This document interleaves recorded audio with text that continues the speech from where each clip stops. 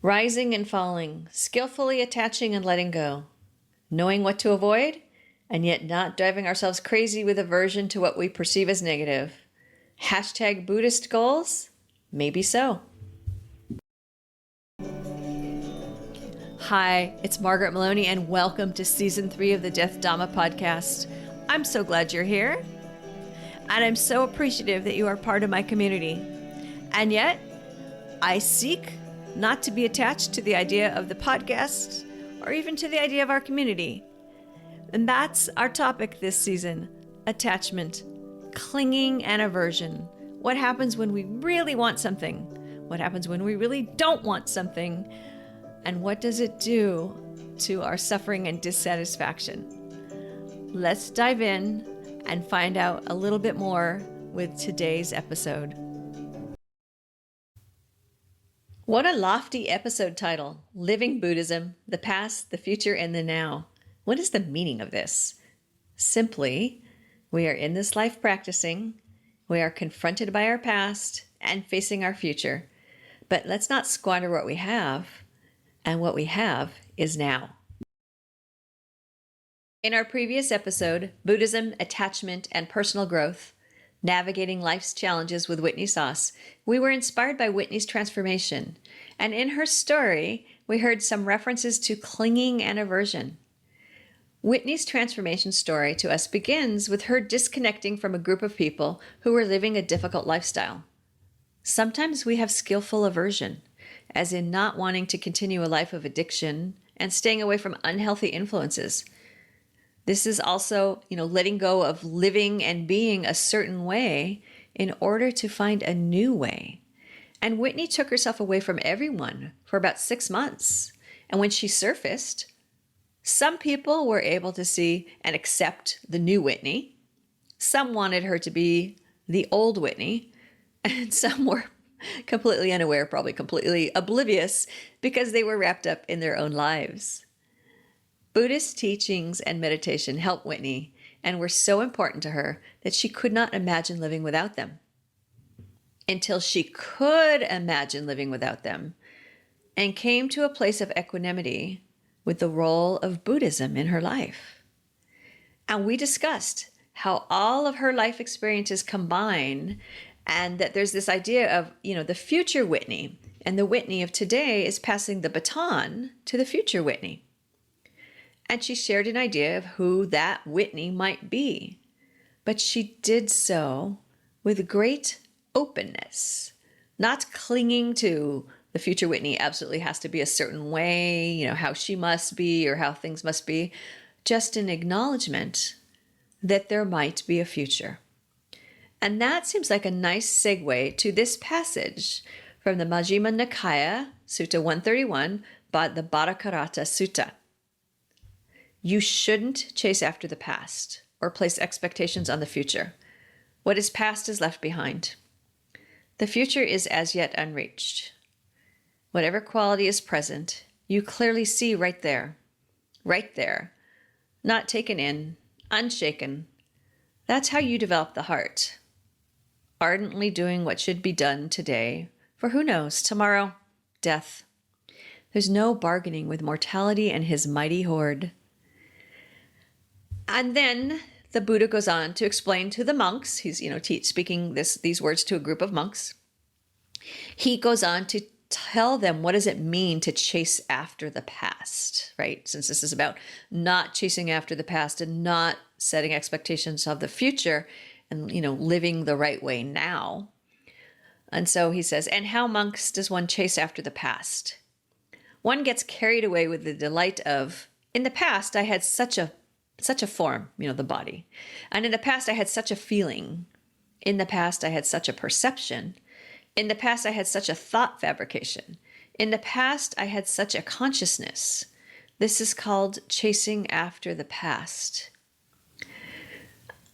So if that's chasing after the past, then as you know, in the suttas, there's, here's a way, and then here's the other way. For example, we don't want to chase after the past, and now what it means to chase after the past has been described to us. And now the Buddha continues on and teaches what it means to not chase after the past. And how does one not chase after the past? One does not get carried away with the delight of, in the past I had such a form. In the past I had such a feeling. In the past I had such a perception. In the past I had such a thought fabrication. In the past I had such a consciousness.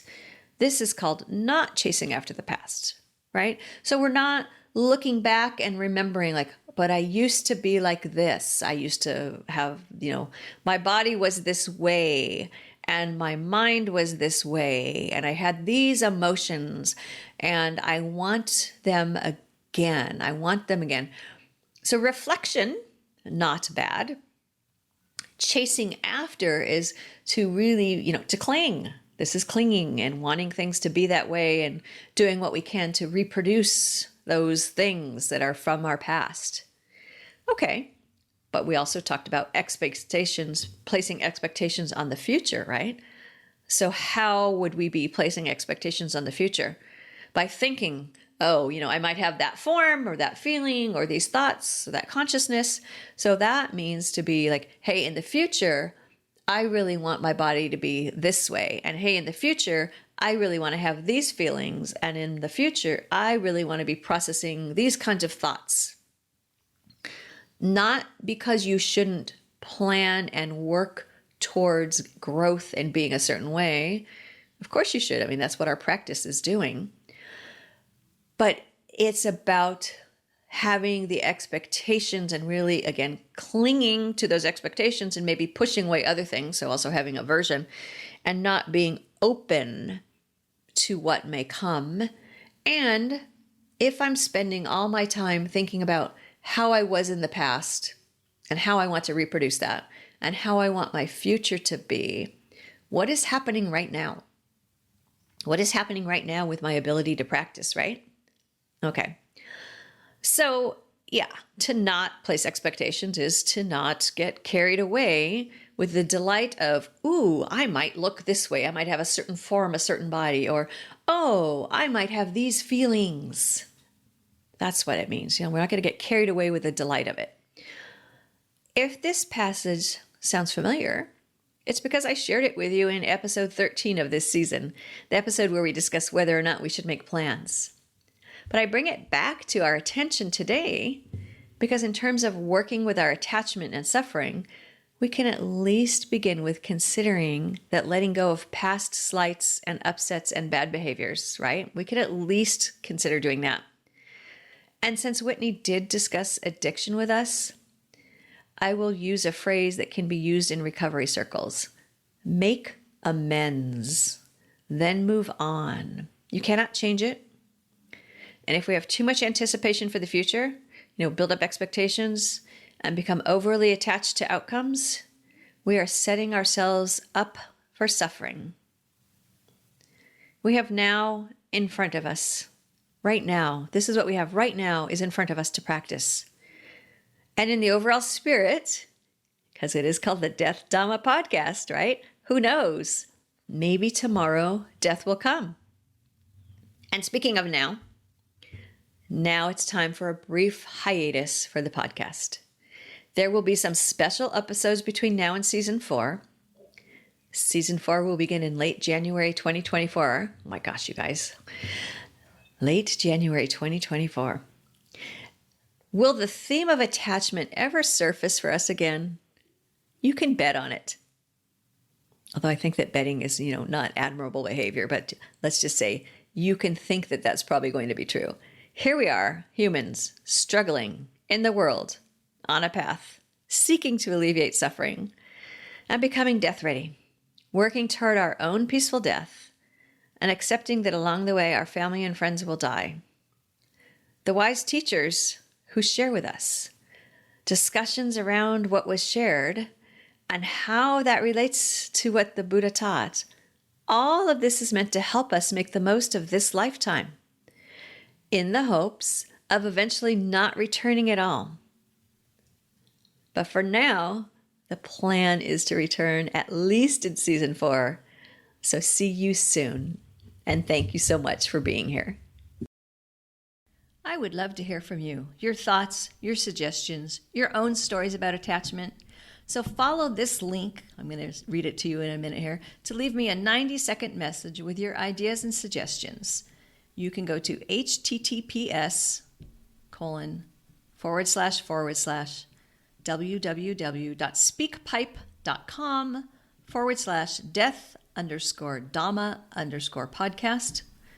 I suppose you could also just use your favorite search engine to say SpeakPipe Death Dhamma Podcast. And there you can record an audio message for me. And be sure to come over to margaretmaloney.com. That's MargaretMeloni.com and join the community. You've been listening to the Death Dhamma Podcast with your host, Margaret Maloney. Thank you so much for being here. Come find me on margaretmaloney.com, MargaretMeloni.com. And until we meet again, may you be well, may you be happy, may you be at ease, and may you be free from suffering. Bye for now.